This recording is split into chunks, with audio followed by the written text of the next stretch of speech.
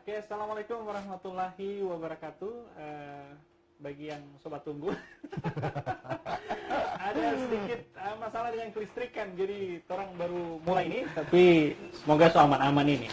Karena kalau tidak, ya bisa tetap semua. Tetap ada sayang.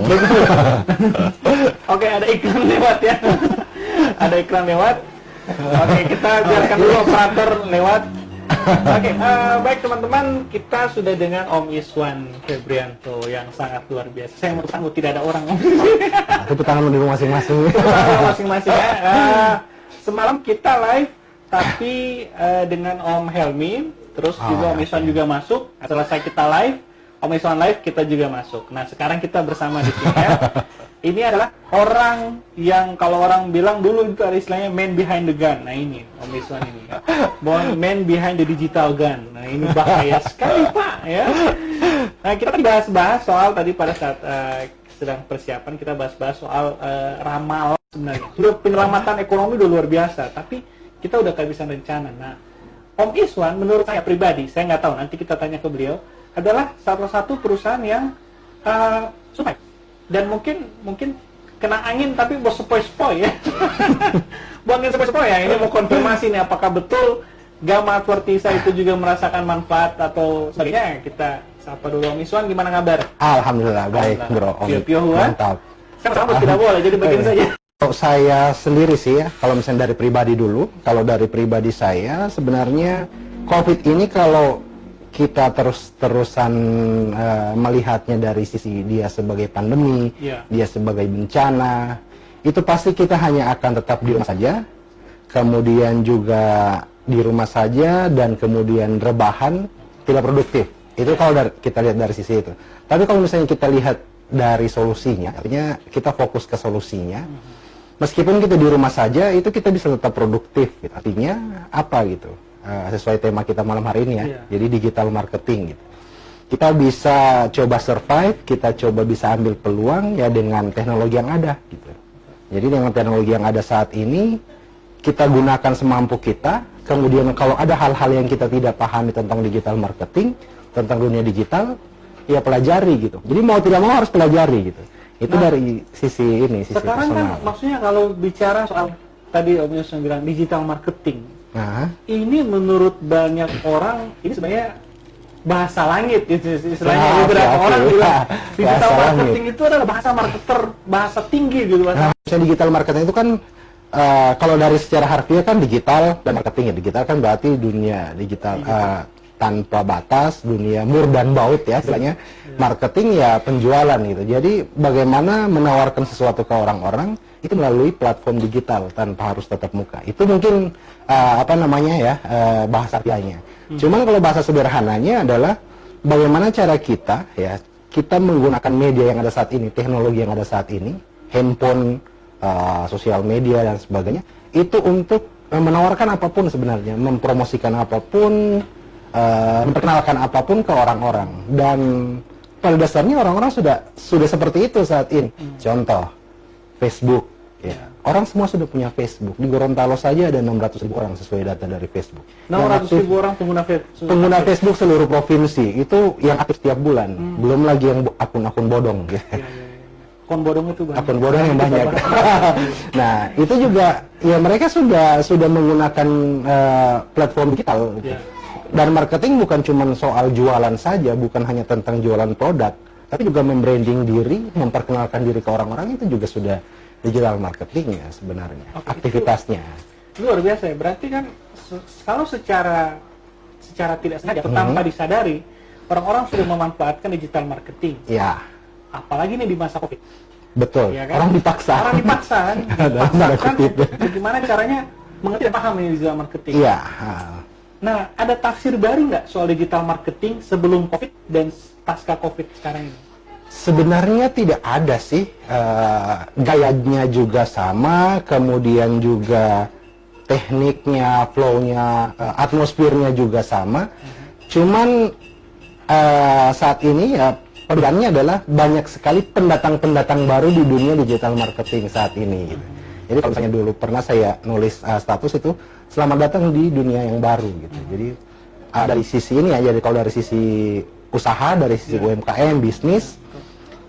Orang-orang yang dulunya saklek dengan offline karena sudah nyaman di situ, sekarang kan mau dipaksa untuk ke online. Nah, ini yang kita bilang kalau sesama kita para digital marketer, selamat datang dunia yang baru gitu. Silahkan.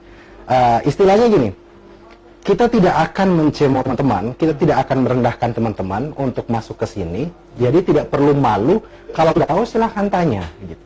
Silahkan tanya, kita sharing sama-sama gitu. Jadi bukan menggurui, tapi kita akan sharing sama-sama. Luar biasa. Berarti... Itu perbedaannya sih di situ. Atmosfernya sekarang kalau dulu rupa di bis, iya, rupa di bis ini dulu ya paling sepi. Sekarang itu full. Bahkan soalnya yang bawa gantong. Saya bawa gantong satu di situ. Seperti itu sekarang sih atmosfernya.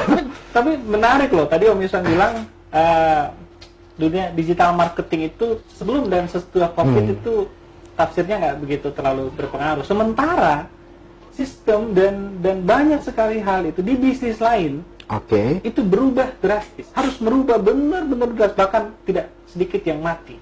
Pola bisnis dan jenis usaha itu banyak yang mati gara-gara COVID. Nah, tapi makanya benar tadi pernyataan di awal bahwa sebenarnya di bisnis digital, apalagi misalnya ini angin sepoi-sepoi aja di COVID ini. Bahkan membawa kesejukan, karena dengan begitu pemain-pemain lebih banyak, pemain-pemain digital marketing, ada banyak juga yang terpaksa hijrah dalam tanda kutip dari mulai sistem analog ke digital. Itu kan peluang, Pak. Ya, sebenarnya itu ya. Nambah omsetnya. Pertamanya udah mencapai. Gimana gini, ya memang bisnis perusahaan saya yang saya bangun juga memang totally itu dia 99% itu kita digital, 1%-nya itu kita tetap muka. Jadi bahkan mungkin 1%-nya dulu itu karena tim juga, karyawan juga memang harus ngantor. Itu mungkin 1%-nya. Nah, sekarang memang sudah 100% kita digital karena tim juga sudah di rumah masing-masing kerjanya. Nah, remote tim semua yang ini. Tidak ada yang stay di kantor. Jadi kantor itu mungkin kalau misalnya mau dicek sudah banyak sekali lawango. Sebuah lawango. Yang penting hati dan dompet tidak balawango. Itu yang penting, yang luar biasa ya.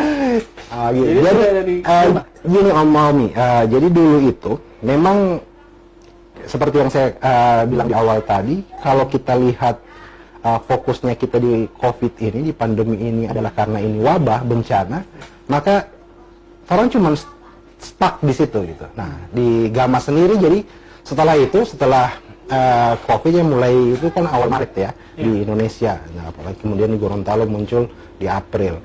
Nah, di Maret itu, jadi di pertengahan Maret itu saya sudah pas 01 pasien 01 Indonesia. Yang di Depok itu muncul, saya sudah langsung dengan tim, yuk kita meeting dulu gitu. Kita meeting, kemudian breakdown. Jadi gini, yang Gama lakukan ya. Jadi yang Gama lakukan adalah kita breakdown dulu efeknya gitu.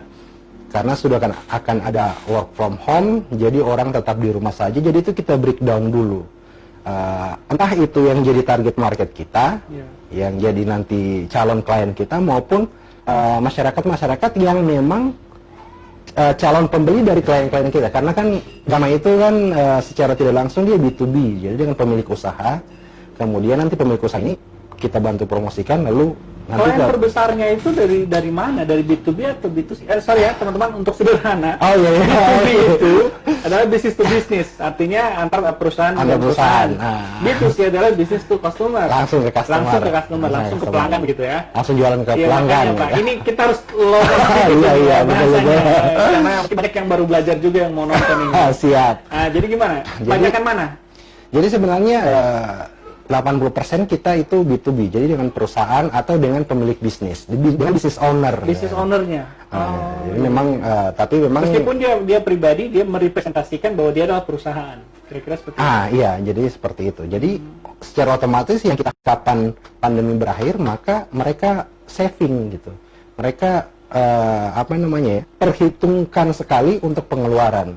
Nah, jadi kita breakdown dulu tuh. Kita breakdown dulu marketnya seperti apa. Oke, orang-orang itu susah untuk belanja, tidak bisa keluar rumah. Kemudian juga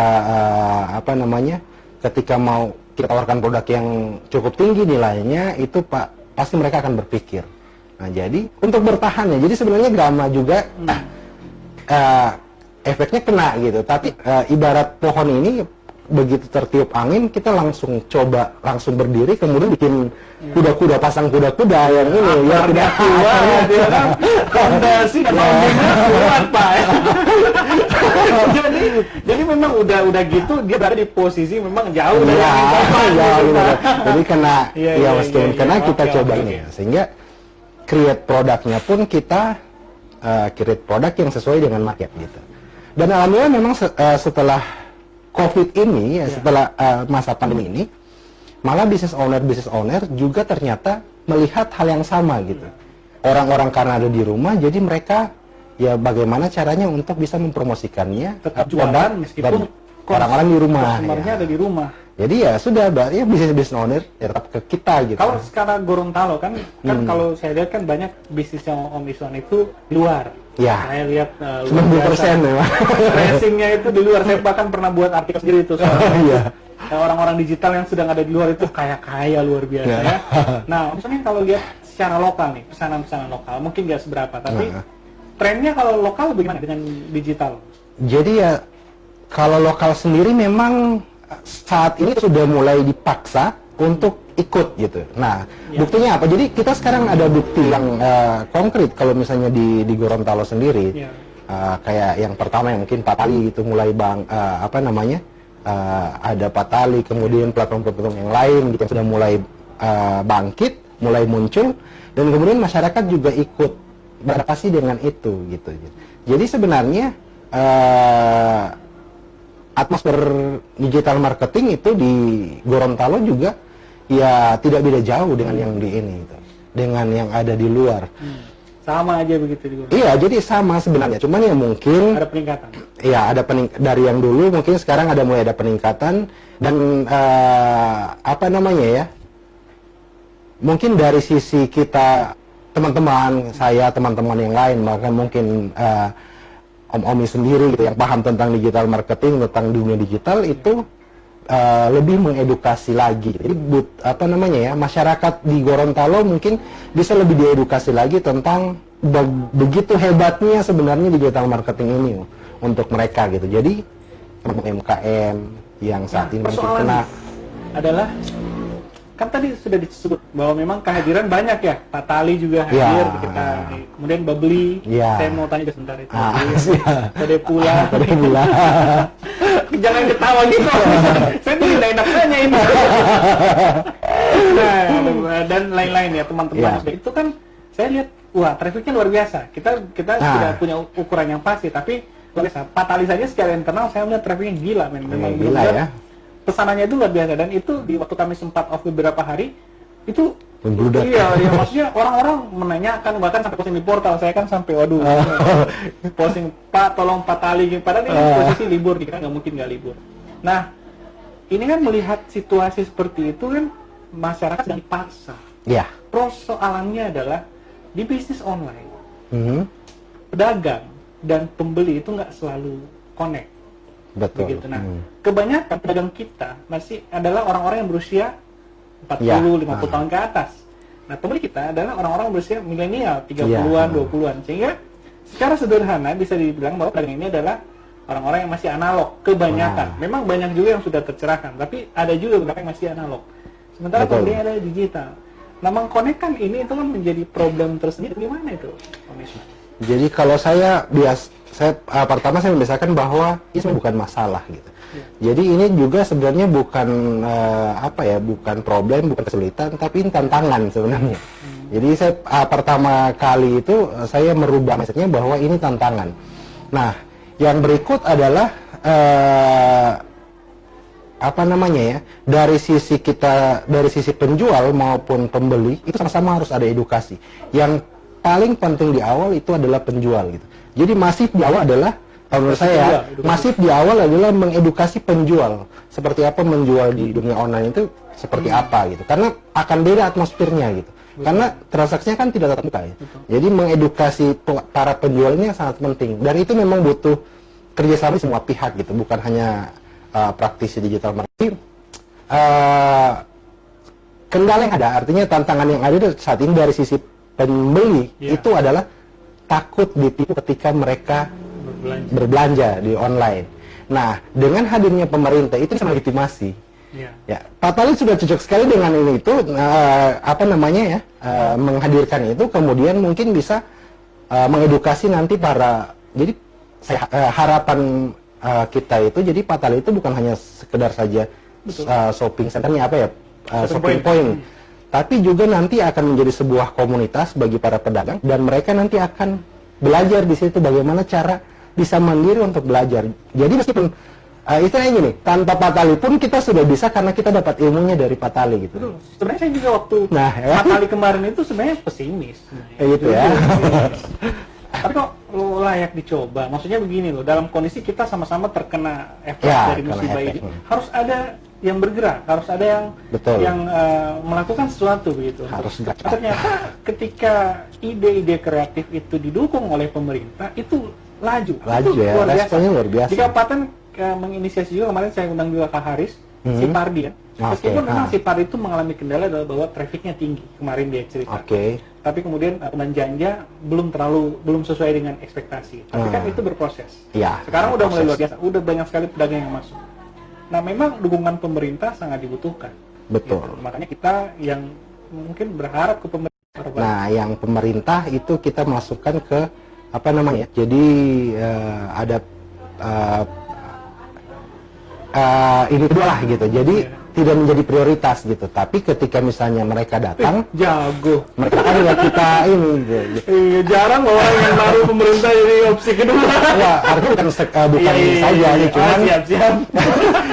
karena kita berusaha apa namanya ya, sebenarnya sama semua, cuman kita tidak bikin intinya kita mempromosikan hal yang sama gitu. Kita promosikan ini jasa kita. Nah, silakan siapa yang mau gitu modelnya. Nah, itu kan paling banyak karena yang mungkin yang mudah dijangkau adalah corporate, maka mereka yang datang gitu ya. Nah, pemerintah juga ada. Iya, membuka untuk semua. Pemerintah juga datang. Ketika mereka datang, ya sudah kita bikin ininya, dan kemudian oke, kita kerjasama. Ini begini konsepnya dan sebagainya gitu ya. Ada beberapa juga sih sebenarnya klien dari Gama itu yang pemerintah juga, Gorontalo juga ada di daerah lain. Gama ini adalah salah satu, kalau kita bahas lebih luas ya, digital marketing, meskipun Gama juga adalah salah satu, menurut saya salah satu perusahaan terbaik yang punya rate yang baik. Alhamdulillah. Gitu ya. Review yang baik ya kan. Ya meskipun masih banyak juga yang apa namanya teknologi pasti harus selalu update, selalu ada ininya. Nah, kalau saya pribadi kan melihat Gama dan mungkin digital marketing ini ya.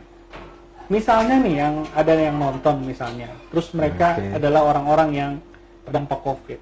Kita mungkin ekonominya lumpuh dan sebagainya. Sebenarnya sih singkat misalnya, apa sih, bagaimana sih caranya memulai dari awal? Taruhlah dia adalah orang yang sangat-sangat sederhana dan dia mungkin kemampuannya untuk digitalisasi itu masih kurang. Kira-kira bagaimana caranya orang susah hijrah ke dunia digital marketing? Mudah nggak atau bagaimana? Jadi gini, yang paling banyak jadi alasan orang itu untuk hijrah, untuk tidak mau hijrah ke digital marketing itu karena katanya gaptek ya.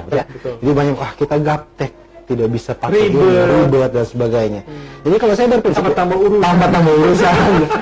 Saya berprinsip begini. Jadi kalau orang-orang yang gaptek, jadi kamus gaptek itu ya. Jadi ini saya mengutip ada salah satu juga mentor saya pernah bilang bahwa kata gaptek itu hanya ada di kamusnya orang-orang yang tidak percaya Tuhan.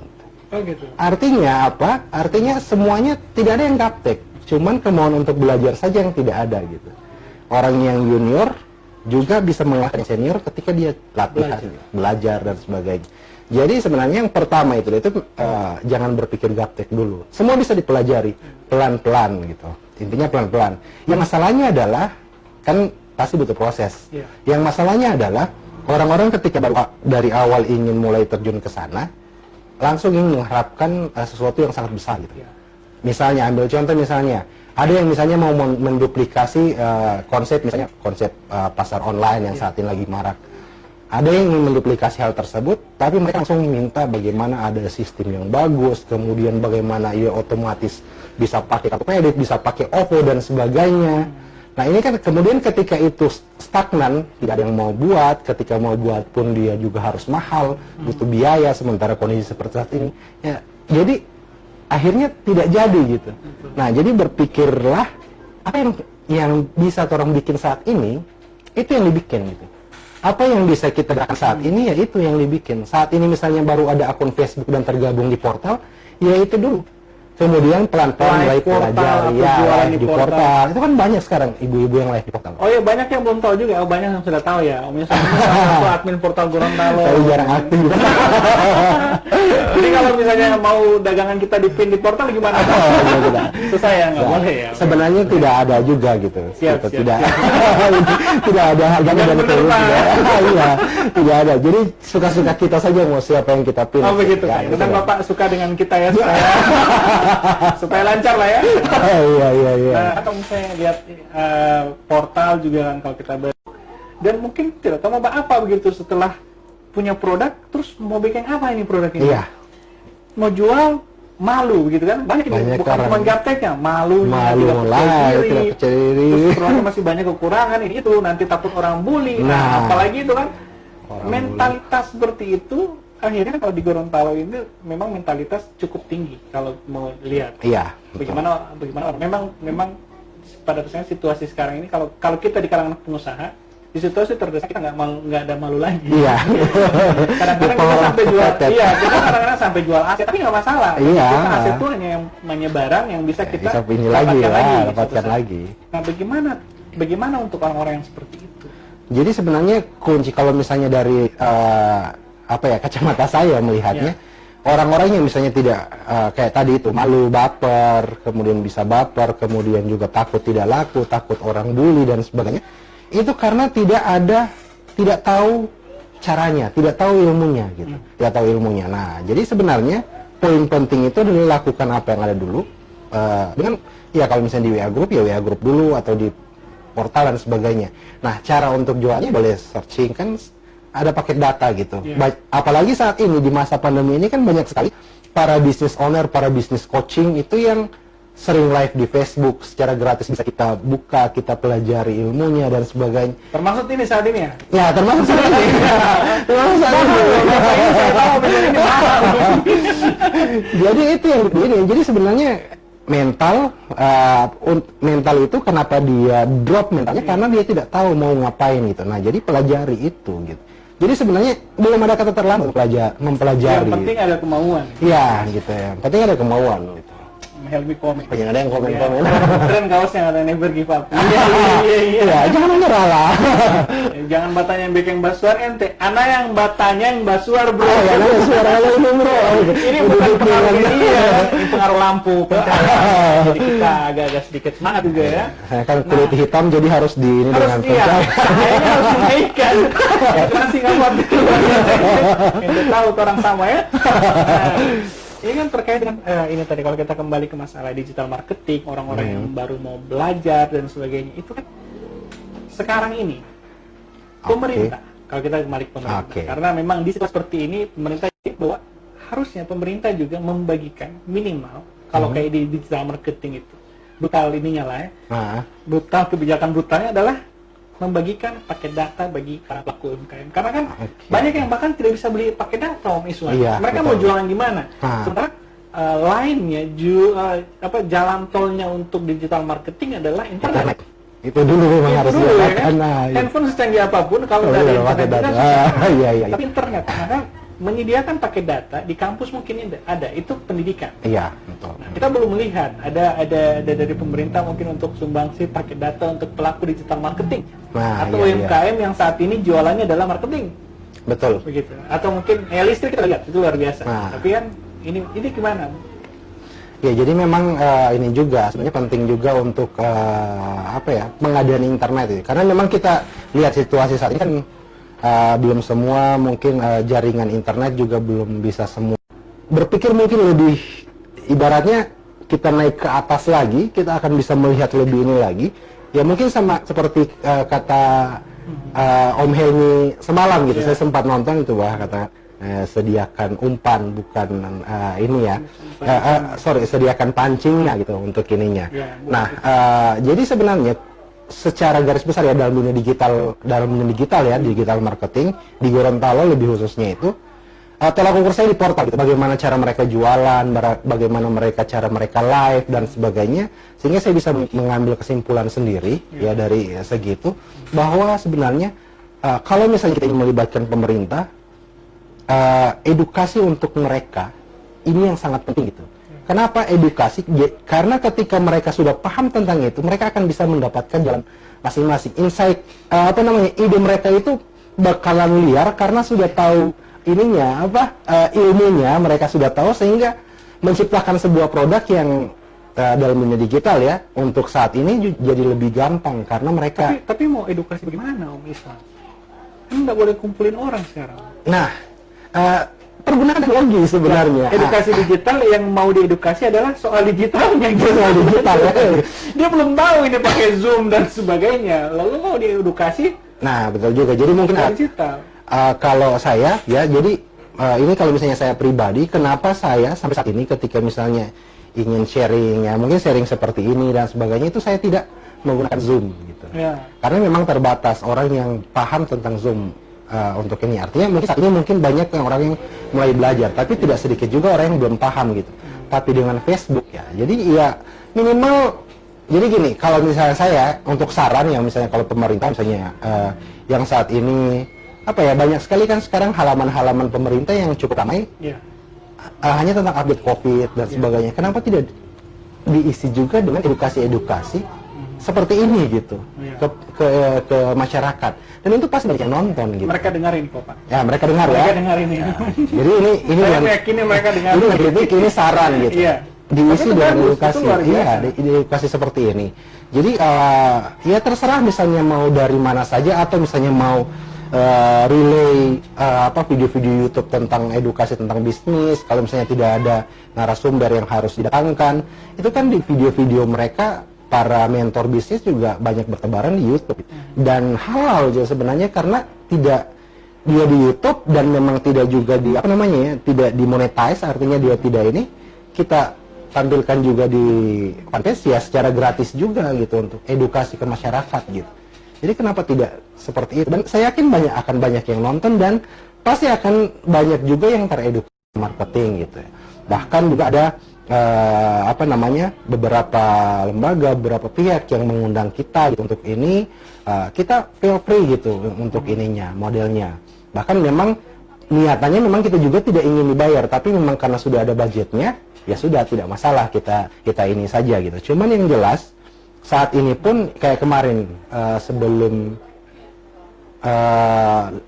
puasa gitu. Sebelum puasa itu kita dari teman-teman UMKM gitu, saya pribadi itu sharing ke mereka via live Zoom itu tentang gimana cara bertahan di di tengah pandemik ini dengan memanfaatkan memanfaatkan platform digital gitu. Dan itu free gitu. Banyak hal yang kita silahkan, mau konsultasi juga silahkan, ya cuman karena memang teman-teman UMKM butuh trigger mereka untuk bisa mempelajari ini. Setuju. Dan sebenarnya tentang pemerintah mungkin dari dulu sudah sangat bagus bikin workshop, bikin kelas dan sebagainya. Cuman kan dari masyarakat, dari pelaku UMKM yang tidak ada trigger. Nah sebenarnya saat itu kesempatan yang bagus karena teman-teman UMKM ini tertrigger sekali ingin tetap usahanya maju, sehingga mereka mau belajar bagaimanapun mereka pasti akan mau. Betul. Salah satu hal positif yang kita lihat memang migrasi. Iya. Migrasi dari analog ke digital, itu luar biasa memang. Di masa pandemi ini. Kalau nggak ada pandemi mungkin nggak ada keterpaksaan. Nggak ada keterpaksaan. Jadi memang sekarang ini sebenarnya momentum yang pas gitu. Betul. Mengedukasi mereka. Kalau pemerintah langsung hadir saat itu juga. Karena dulu waktu 2017 saya buat diskon. Oh iya. Diskon waktu itu kan memang niatannya adalah kalau kita buka Tokopedia, Bukalapak dan sebagainya, ketika kita upload barang, produk dan kita jualan di situ, maka bisa hampir mungkin dipastikan, kecuali dia produk unik. Ketika kita mencari barang itu, dia ada di bagian paling belakang. Paling belakang. Karena kan mereka punya algoritma sendiri. Iya, mengurutkan berdasarkan popularitas, berdasarkan review. Kadang juga ada yang iklan ya, juga. Ada iklan juga. Malah sekarang banyak iklan. Iya. Nah, sehingga saya rasa itu adalah dunia yang tidak fair, di mana pengusaha lokal tidak punya kesempatan di platform-platform nasional.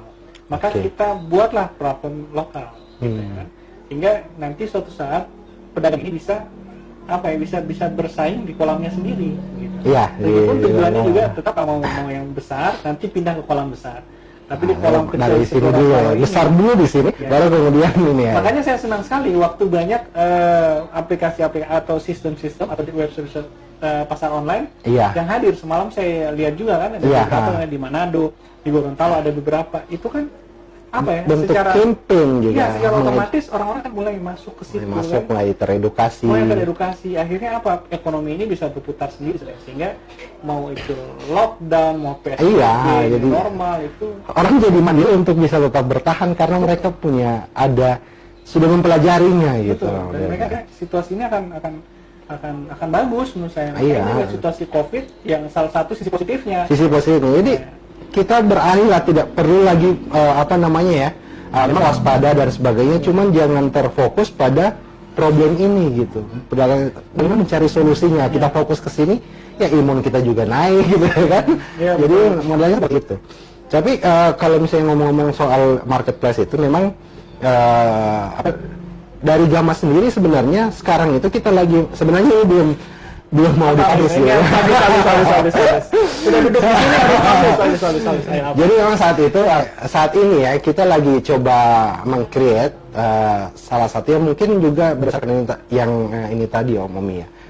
Dari marketplace luar dan sebagainya itu kita sekarang itu lagi coba create jadi marketplace ya memang untuk teman-teman UMKM yang ada di Gorontalo gitu. Dan ini bukan hanya itu saja gitu. Jadi kita plan yang akan yang sementara kita susun itu kita sediakan wadahnya, kita berikan ilmunya, dan kemudian kita bantu promosikan produk-produk mereka yang terlisting di sini gitu. Nah itu plan project yang sementara kita susun sekarang. Mungkin soalnya ya mungkin bulan depan kita akan rilis. Ya, sebenarnya ini belum. Itu apa? Maksudnya ya web, aplikasi atau apa? Bisa Ya mungkin adalah ya kan setengah dulu. Cuman yang jelas semua teman-teman UMKM seluruh provinsi Gorontalo itu bisa masuk ke dalamnya dan free gitu. Nah ini sebenarnya ini juga bentuk. Tapi mobile friendly. Aplikasi teman-teman. Aplikasi bro. Jadi ini dia. Namanya udah ada. Ya? Nama sudah ada, tapi belum bisa disebut. Tapi tidak akan ganti lagi namanya kan? Ya, insya Allah tidak ganti lagi namanya. Tetap. Cuma itu saja ininya. Jadi memang dan kita iklankan juga, kita boost dengan Facebook Ads, dengan Google Ads. Dan apa begitu tujuannya buat seperti itu? Ya artinya gini. Itu kan mengeluarkan biaya yang tidak sedikit ya, teman-teman harus tahu bahwa membuat sesuatu yang kita rasanya istilahnya gini, kalau di kalangan kita biasanya ada istilah seperti ini, menyederhanakan sesuatu yang tidak sederhana adalah pekerjaan yang tidak sederhana. Iya betul. Jadi kan yang orang lihat sederhana, oh ini gampang ya cara pakainya, tunggu dulu. Proses di belakangnya itu rumit sekali ya. Nah tentu ini bukan cuma rumit tapi costly.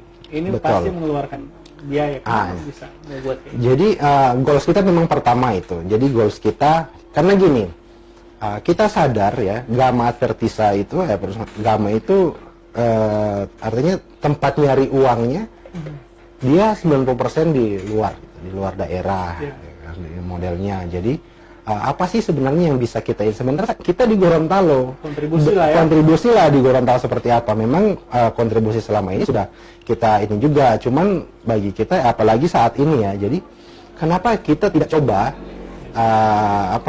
create salah satu wadah dan kemudian semua teman-teman UMKM di situ promosikan di situ, upload posting di situ produknya, dan kemudian kita edukasi gimana caranya biar foto produknya menarik, gimana cara penulisan captionnya biar juga menarik dan sebagainya. Itu kita buat edukasinya gitu. Dan kemudian platform ini juga kita iklankan mirip-mirip Bukalapak lah. Jadi ketika misalnya konsepnya itu adalah ketika mereka seseorang gitu mengakses melihat platform ini, dia misalnya ngecek Sagela gitu. Nah, itu kita retarget ketika dia tidak jadi beli, kita retarget di Facebook ya tentang produk-produk Sagela gitu. Jadi bukan hanya UMKM tertentu saja, tapi produk-produk yang berhubungan dengan itu. Jadi memang full semuanya akan kita ini. Dan memang ada budgetnya, dan itu memang kita sudah pikirkan. Nah, goals-nya yang pertama adalah membantu dulu teman-teman gitu. Membantu teman-teman dari sisi sebenarnya goals-nya adalah edukasi. Ini hanya trigger. Promosikan ke orang-orang, sekalian gratis, teman-teman gratis posting dan sebagainya, itu hanya trigger bagaimana mereka bisa masuk sehingga kita bisa mengedukasi mereka. Gini loh cara jualannya, gini loh cara foto produknya. Nanti kedepannya nanti ini akan keluar satu persatu. Mereka akan dengan mandiri, dengan pede mereka di sosmed dengan foto mereka sendiri, dengan copywriting mereka sendiri. Bahkan ketika misalnya mereka sudah menguasai Facebook Ads dan sebagainya, mereka akan iklan sendiri. Goalsnya di situ. Bagaimana mereka tanpa ada campur tangan kita lagi sudah bisa ini. Tapi memang itu waktu yang panjang tentunya. Ya, tapi kan ini berat. Ya. Berat itu begini loh. Kalau kita lihat yang sekarang ya, yang terjadi kan, kita harus fair melihat apa yang terjadi sekarang. Iya. Pertama adalah ekspektasi.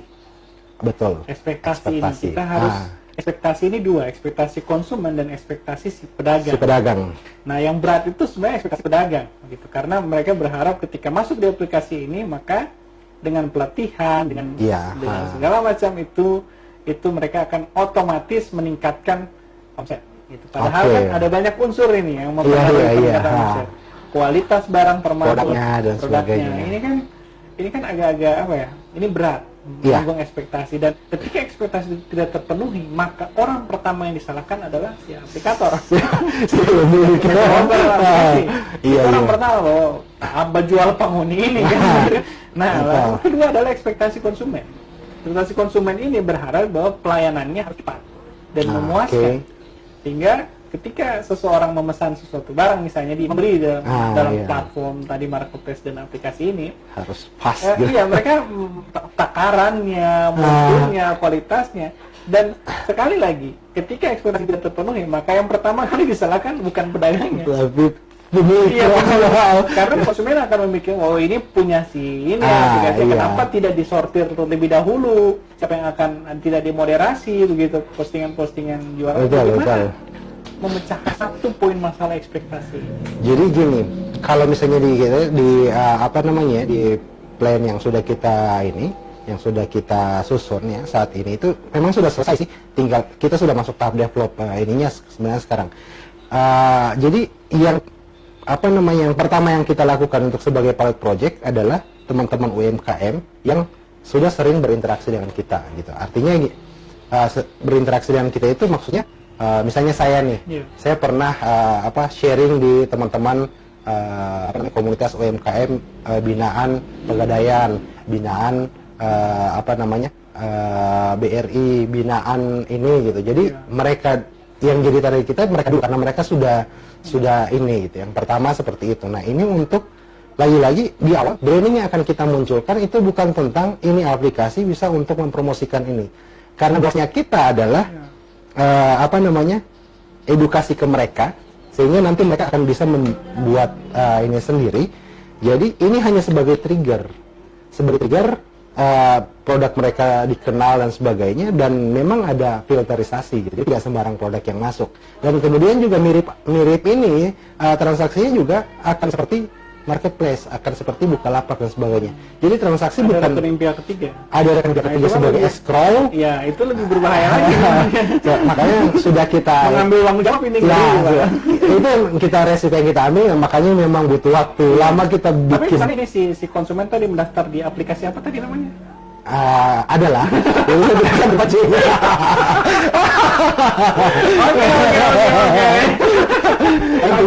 Intinya itu insya Allah sebenarnya goals utama adalah bagaimana teman-teman UMKM itu bisa teredukasi sehingga mereka bisa menjadi istilahnya menjadi dramatis yang lain gitu.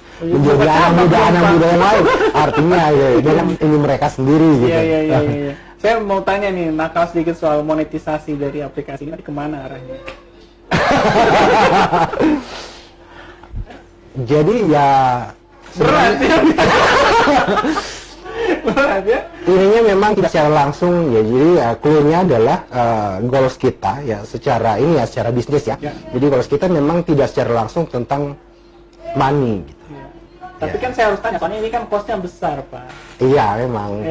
Cost-nya besar ya, jadi memang pada orientasi kita untuk sistem yang kita akan buat ini memang apa namanya tidak secara langsung tentang langsung cash gitu. Ya mungkin Om ini sudah paham lah apa ini ya apa ya. Iya, paham saya. Jangan. Oke. Tapi kan nanti ya, oke. Kita kan mudah-mudahan berhasil ya, mudah-mudahan. Insya Allah. Tapi kayaknya dari kondisi ini normal ini ke depan ini dukungan teknis terhadap apa namanya aplikasi digital marketing yang seperti kita juga tema kali ini adalah plan B. Nah, kita berharap ini adalah plan B. Kita nggak berharap ada plan C lagi, ada plan D. Karena kan digital marketing itu sebenarnya sudah solusi dari dulu. Dari dulu. Karena kan sebelum COVID, ini belum terlalu menggeliat bagus. Betul. Gitu. Tapi sudah kelihatan potensi di luar. Bahkan ada orang, saya ingat betul gitu, di tahun 2016, ketika saya artinya mulai mencoba mengkampanyekan digital marketing di Gorontalo khususnya, itu pernah ada yang ngomong bahwa bisnis online itu ya, ngapain bisnis online itu, ngapain jualan di digital gitu, ini bisnis tidak jelas gitu modelnya. Oke, jadi betul, itu iya kan jadi itu jadi itu yang jadi ini saya jadi mungkin trigger saya bahwa bisnis online itu ya bisa hidup gitu, bisa buat hidup gitu modelnya. Dan akhirnya terbukti saat ini gitu ininya bahwa rame-rame ya solusi saat ini ya plan B ya untuk saat ini adalah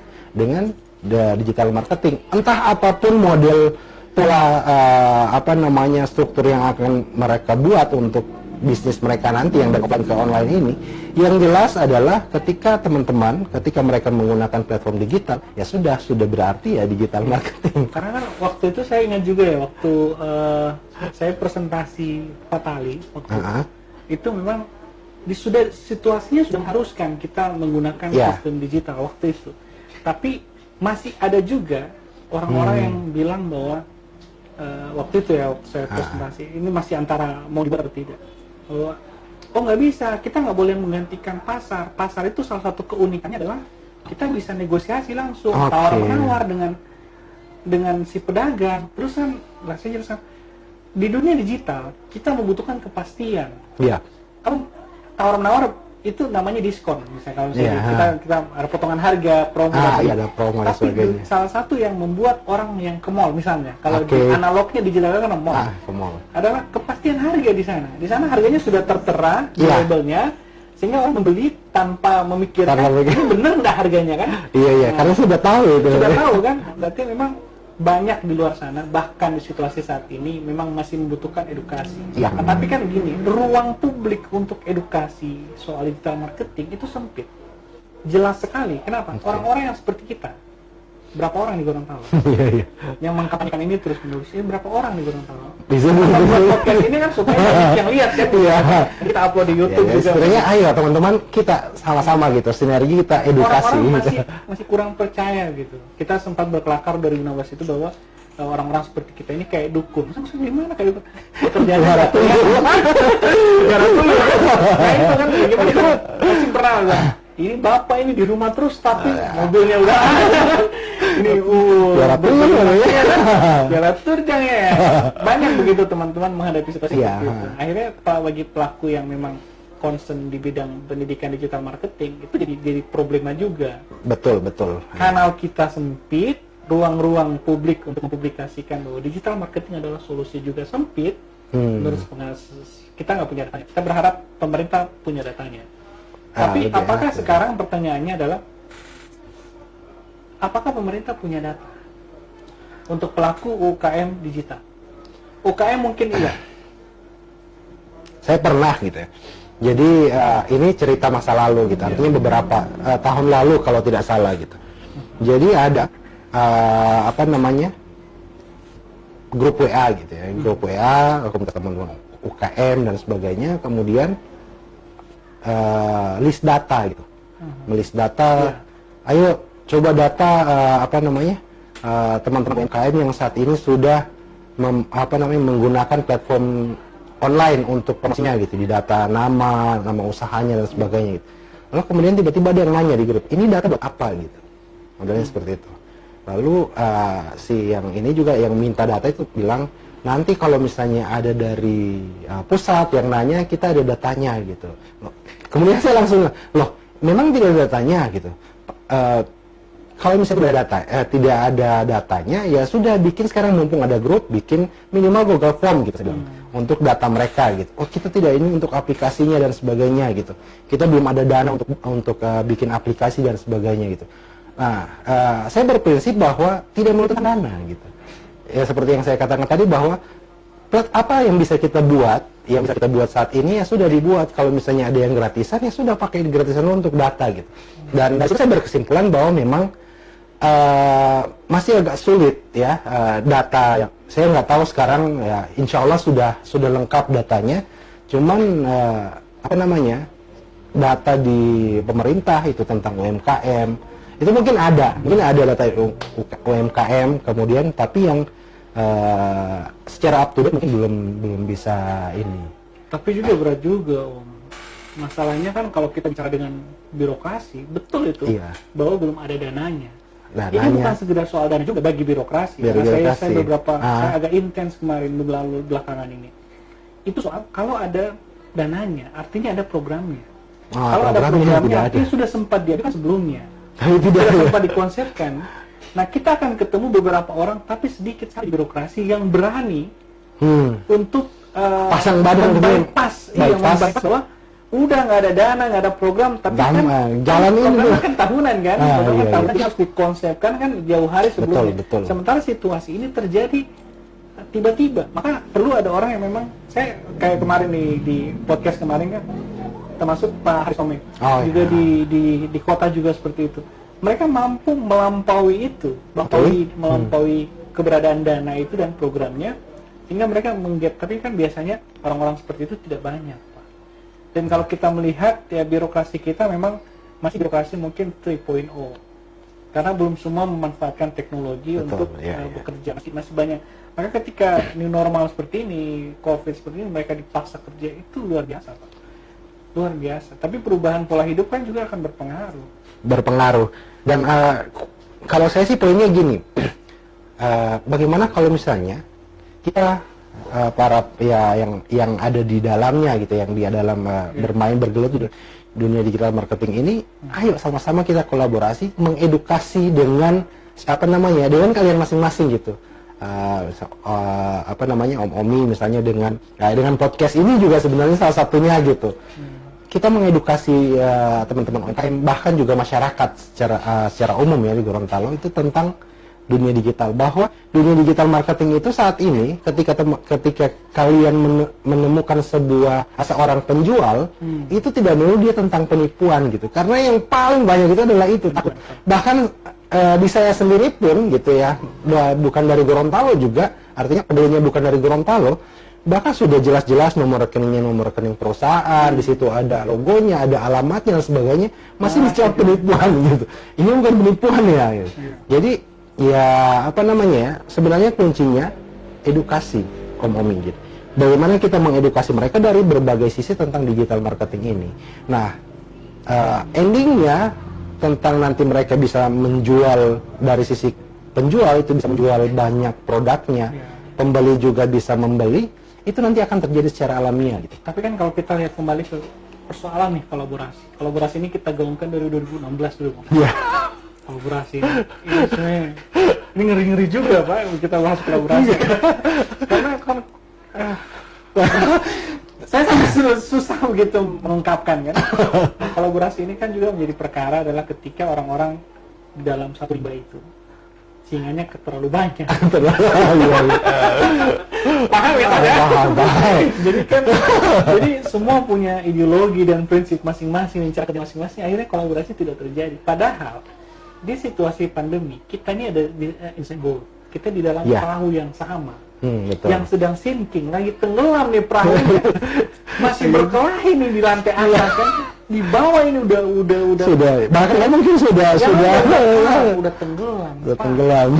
Jujur banyak bisnis teman saya mati tanpa sempat merasakan atau mencoba digital marketing, banyak. Betul, memang Oleh, bisa akhirnya mereka berharap ikan lagi. Mereka udahlah kita udah di posisi di mana kita mau survive juga nggak bisa kan, uang cash juga iya udah uang nggak cash ada, juga kan? sudah ada. Nah, sama kita semua begitu kan. Coba Om Iswan. Kita kan maksudnya ada ini tinggal angka-angka kan. Iya. Nah, ini konsep pemerintah setelah PSBB adalah new normal. Setuju mana? PSBB diperpanjang atau new normal?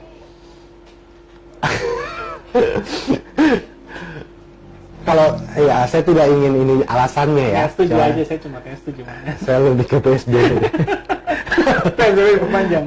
Iya. Tapi kan kasihan Pak, pengusaha banyak yang sedang. Itu makanya. Jadi kalau misalnya dari sisi saya di PSBB gitu.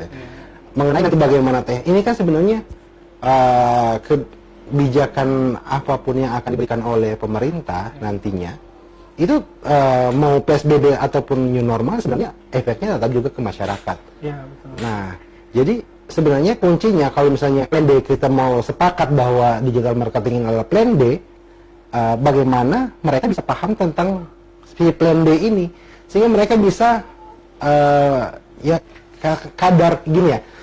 Kadar intelektual setiap orang kan pasti beda-beda gitu. Jadi saya mungkin bisa punya ide A gitu. Tapi bisa jadi teman-teman yang misalnya belum paham tentang digital marketing, ketika mereka tahu tentang digital marketing, idenya lebih gila. Bisa. Ya kan maksudnya ya. Banyak Ya. Jadi kan biarkan nanti mereka secara alami itu akan mandiri menemukan ritme bisnis mereka atau cara mereka bertahan hidup dengan plan D ini. Jadi ajarkan mereka dulu tentang edukasi mereka dulu tentang digital marketing gitu. Poinnya di situ sebenarnya. Bagaimana mereka tahu bagaimana memanfaatkan Facebook sehingga nanti sosial media sehingga tidak melanggar undang-undang, kemudian bagaimana cara berinteraksi yang baik sehingga nanti kemarin kita bahas dengan gitu. Om Helmi tentang orang-orang yang begitu tadi, yang misalnya dipaksakan untuk belajar digital marketing, tapi kan mereka punya porsi pemahaman yang berbeda-beda, juga kan tidak semua bisa digitalisasi. Menurut saya sih bisa kalau kita Bisa, mau iya. digital ini kan adalah cara. Dia tidak merubah pola bisnis, dia cara saja memindahkan pola bisnis itu. Om Helmi, Om Omi, kenapa saya yakin sekali bahwa semua orang bisa mempelajari itu? Karena gini, di Gama Advertisa itu tim kita ya mungkin ya di bagian frontliner, marketing dan sebagainya beda dengan mungkin ya tim programmer. Memang mereka harus ada skill itu dia, gitu ya, harus skill coding ya.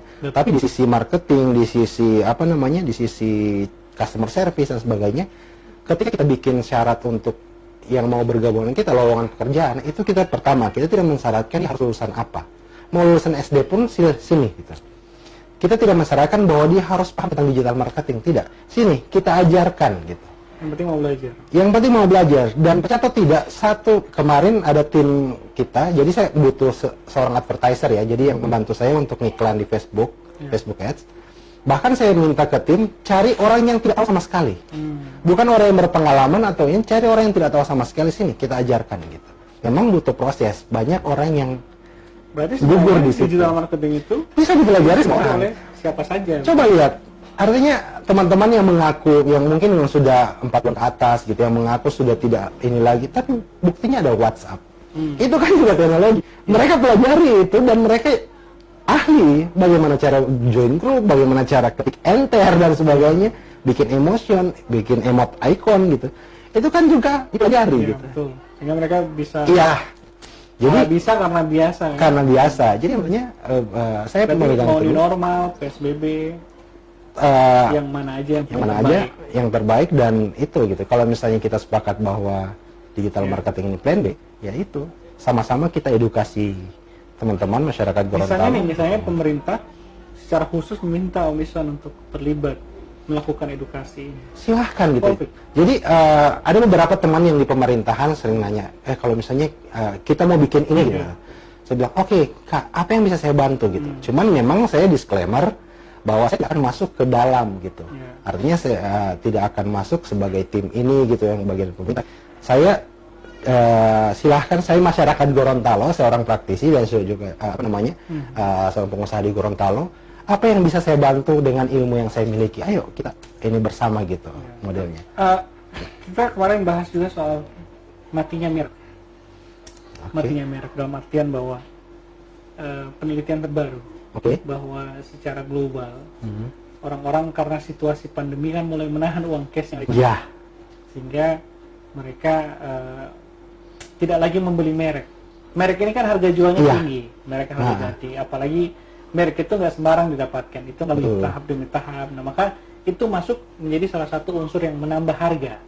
Iya, intangible asset. Iya kan, kaos yang biasa begini 15.000, tapi kalau sudah ada merek 100.000, 150.000. Iya. Kita sebagian besar membeli merek. Nah, orang-orang mulai mengembalikan harga ke harga dasar. Om Helmi juga kemarin mengakui bahwa iya benar, ada beberapa lini usaha di wisata itu yang kemudian menurunkan harganya, karena kan bisnis jasa apalagi, bisnis jasa kan terpukul sekarang. Benar. Yang penjualannya adalah pelayanan, berdampak langsung, sehingga terdampak langsung, sehingga mereka banyak yang mengembalikan. Bagaimana sih sebenarnya mengakali itu dari digital marketing? Digital marketing kan soal jualan. Kalau digital marketing ya, kalau misalnya saya pribadi, pengalaman ketika misalnya menawarkan sesuatu, baik itu jasa atau produk ataupun brand gitu, itu point of view-nya adalah value. Jadi ibaratnya saya masih percaya dari dulu sejak saya mulai coba menggeluti bidang digital marketing ini, saya percaya bahwa ketika kita melakukan sesuatu itu kita jualan ya, artinya ketika kita jualan itu kita nolong orang gitu. Saya sampai saat ini masih tetap kekeh dengan prinsip itu. Kita menolong orang tapi kita dapat bayaran gitu, kita dapat uang dari situ. Jadi konsepnya adalah lihat apa masalah yang ada, kita carikan solusi mungkin dengan produk kita gitu. Ya nanti dengan begitu ya value-value yang akan dilihat oleh para pembeli gitu. Jadi memang pada poinnya ketika merek yang sudah ada, tapi ya dengan merek tersebut misalnya katakan dia masih menahan harganya dengan karena mereknya, tapi coba rubah point of view-nya ke value. Apa yang bisa? Contoh kayak gini. BBS Pro sekarang berapa harganya? BBS Pro sekarang 597.000. Banyak kan yang beli. Alhamdulillah. Misalnya nih, BBS Pro dia ganti merek, nggak BBS Pro lagi. Tapi konsepnya sama, ganti nama. Jadi gini sebenarnya. Kira-kira harganya masih sama nggak? Sama gitu. Jadi gini. Dulu BBS Pro itu jualannya adalah value. Value, karena dulu namanya bukan BBS Pro, Om Umi. Dan penjualannya tetap. Jadi dulu itu namanya WA Block Sender gitu. Itu seminggu saya launching itu 800 sales gitu. Bahkan dulu harganya waktu 7 hari itu pas launching memang masih di angka 497 gitu. Tapi setelah launching 7 hari saya naikkan 597 gitu. Dengan masih nama WA Block Sender gitu. Nah, tapi saya value yang saya kedepankan gitu. Ini bisa ini ngebantu ini dan sebagainya gitu. Nah, kenapa berubah jadi BBS Pro? Ya, karena saya ingin ada pembeda gitu. Nama yang sama ini kemudian juga sudah mulai digunakan oleh para internet marketing yang lain gitu dengan produk yang berbeda gitu modelnya. Mirip-mirip namanya. Sudah oke, berarti nanti karena saya berpikir bahwa calon pembeli saya tidak mau nanti mereka karena namanya kemudian membeli ternyata itu bukan ke saya. Berarti kalau misalnya tips ini untuk yang mungkin baru mulai di online marketing, digital marketing itu jual value-nya. Value-nya gitu. Jadi manfaatnya gitu. Bagaimana orang kita harus mampu menjadi solusi dari masalah orang gitu. Contoh kuliner gitu. Orang jadikan dia value ya. Misalnya teman-teman jual produk apalagi Gorontalo ya, misalnya produk makanan yang makan siang misalnya. Ya value-nya adalah bagaimana ya orang-orang mungkin misalnya yang ada di kantor yang kemudian tidak sempat bisa keluar gitu.